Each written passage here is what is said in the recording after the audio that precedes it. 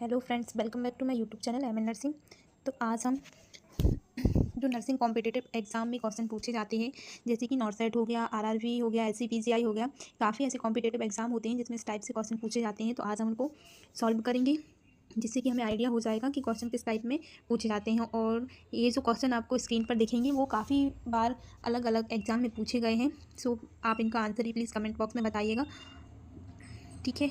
तो चलिए स्टार्ट करते हैं अपनी वीडियो। तो हमारा जो पहला क्वेश्चन है वो है, a patient complain of pain and has redness with swelling at the site of IV site, what should a nurse do first. तो एक पेशेंट है जिसको आईवी से फ्लूइड दिया जा रहा है। तो वो पेशेंट कंप्लेन करता है कि जहाँ पे उसको आईवी कैनुला लगा है या नीडल लगी हुई है वहाँ पे उसको रेडनेस हो रही है, पेन हो रहा है और स्वेलिंग आ रही है। तो जो नर्स है उसको सबसे पहले क्या करना चाहिए। तो ऑप्शन ए है, apply warm moist pack to the redness area. Option second, stop IV infusion and remove IV cannula. Option third, continue the infusion.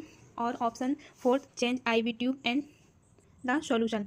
तो अगर कोई पेशेंट है और वो कंप्लेन कर रहा है कि मुझे रेडनेस है, पेन हो रहा है, स्वेलिंग हो रही है, तो उसकी नर्स की सबसे फर्स्ट प्रायोरिटी होती है कि आईवी लाइन को स्टॉप कर दे और जो कैनुला है उसको रिमूव कर दे। तो इसका राइट आंसर है option second. Then, tarry black stool is a sign of.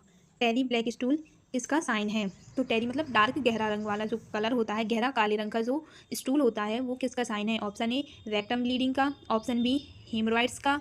Option C यानी थर्ड, हेपेटाइटिस का। Option fourth, bleeding in upper GIT tract का। तो जो काले रंग का स्टूल होता है वो जीआईटी ट्रैक्ट में ब्लीडिंग के कारण होता है। तो इसका राइट आंसर है option fourth, bleeding in GIT tract. The next है, cardiovascular disease is attributed to excessive consumption of. तो जो कार्डियोवास्कुलर डिसीज होती है किसकी अधिक कंजप्शन से यानी जमाव से हो सकती है। तो option A, gingelly oil. Option second है सैचुरेटेड फैट। ऑप्शन थर्ड है प्रोटीन। और ऑप्शन फोर्थ है कोकोनट ऑयल। तो जो कार्डियोवास्कुलर डिसीज होती है, कार्डियोवास्कुलर मतलब जो हार्ट से रिलेटेड कोई भी डिसीज हो, चाहे स्टेमिक डिसीज हो, कार्डियोवास्कुलर शॉक हो, या फिर ऐसी जो ऑब्स्ट्रक्टेड करती है कोरोनरी आर्टरीज को, जो ब्लड को सप्लाई करती हैं जिससे कि ब्लड फ्लो ना हो, तो ऐसा किसकी ज़्यादा एक्सेसिव कंजप्शन के कारण होता है। तो इसका राइट आंसर है सैचुरेटेड फैट के कारण ऑब्स्ट्रक्टेड हो जाएगा, तो ब्लड सप्लाई जो हार्ट है उसको नहीं होगी, तो कार्डियोवास्कुलर से रिलेटेड डिसीज होंगी वो हो सकती हैं। तो इसका राइट आंसर है ऑप्शन सेकेंड, सैचुरेटेड फैट। अब नेक्स्ट है, what a common treatment for oral thrush. तो जो ओरल थ्रस होता है, जो हमारे मुंह में छाले पड़ जाते हैं, उसके फर्स्ट ट्रीटमेंट क्या है।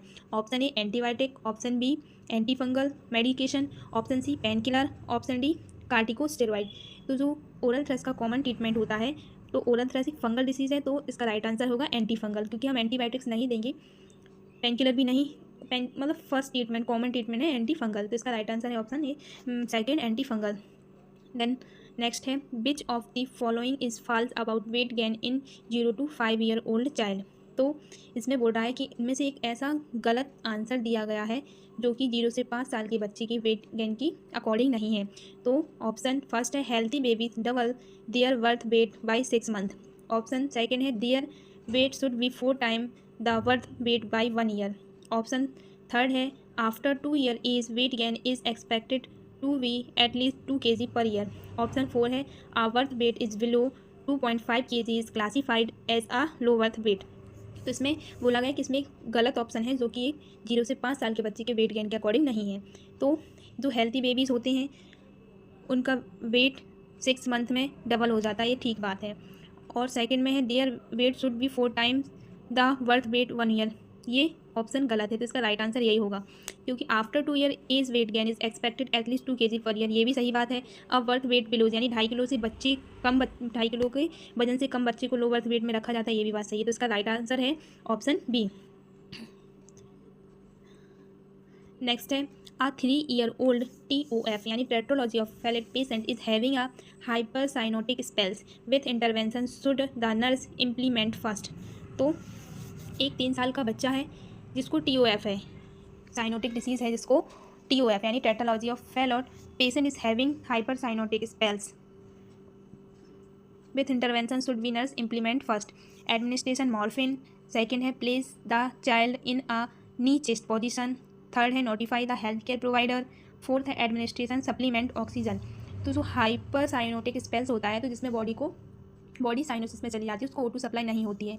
तो जो नर्स को फर्स्ट इम्प्लीमेंटेशन करना चाहिए वो है place the child in a knee chest position. तो इसका राइट आंसर है place the child in knee chest position हमें बेबी को देनी चाहिए। तो राइट आंसर इसका सेकंड हो गया। देन अब नेक्स्ट देखेंगे तो when planning care for a adult with Down syndrome living a group home, what should the nurse priorities to ensure their overall well-being? तो एक प्लानिंग करती है, एक जो नर्स है वो प्लानिंग केयर प्लानिंग बनाती है। उसमें देखा कि एक जो पेशेंट है वो डाउन सिंड्रोम का है और डाउन सिंड्रोम का जो पेशेंट है वो अपने घर में रह रहा है, यानी एक समूह में रह रहा है। तो नर्स की सबसे पहली प्रायोरिटी क्या रहती है उसके लिए? तो ऑप्शन ए है teaching financial management, option second है arranging transportation for social activities, third है एडमिनिस्ट्रेटिंग डेली मेडिकेशन, फोर्थ है providing opportunities for vocational training. तो जो नर्स है उसकी सबसे पहली प्रायोरिटी होती है कि एडमिनिस्ट्रेशन या एडमिनिस्ट्रेटिंग डेली मेडिकेशन, उसको डेली मेडिकेशन के लिए एडमिनिस्ट्रेशन करना, एडवाइस देना। इसका राइट आंसर है ऑप्शन थर्ड। नेक्स्ट है the nurse is assessing a 6 month old child of development scales which of the following are normal and should be expected। तो एक नर्स है जो 6 month के बच्चे की डेवलपमेंट स्किल्स को असेस करती है। तो इसमें से सारी नॉर्मल हैं एक को छोड़कर। तो pulling up the stand position, sit, aspect नहीं एक्सपेक्टेड है, यानी इसमें ऑप्शन, इसमें जो क्वेश्चन है उसमें पूछ रहा है एक्सपेक्ट क्या करती है। नॉर्मल जो बच्चा है 6 महीने को, 6 महीना का जो बच्चा है उसमें क्या होना चाहिए, नॉर्मल क्या एक्टिविटीज़ होनी चाहिए। ऑप्शन है pulling up to standing position, sit alone with support, can feed self with a spoon, speak in short sentence. तो जो डेवलपमेंट बच्चा है तो जो 6 मंथ का बच्चा है वो अकेले बैठना स्टार्ट कर देता है। तो सिट अलोन विद सपोर्ट, अकेले बैठ जाता है लेकिन उसको सपोर्ट की ज़रूरत होती है। तो इसका राइट आंसर है option second. Then at the stage of 4 month the weight of the child is generally, जो 4 month का बच्चा होता है उसका जो बर्थ वेट होता है तो उससे 4 month में उसका जो वेट होना चाहिए वो कितना होना चाहिए। Option A double, option B triple, option C यानी third half, option fourth none of the above. तो जो 4 महीने का बच्चा है उसका वजन क्या होना चाहिए जन्म के वजन से? डबल होना चाहिए, ट्रिपल होना चाहिए, हाफ होना चाहिए, या इसमें से कोई भी नहीं। तो इसका आप लोग आंसर कमेंट बॉक्स में दीजिए।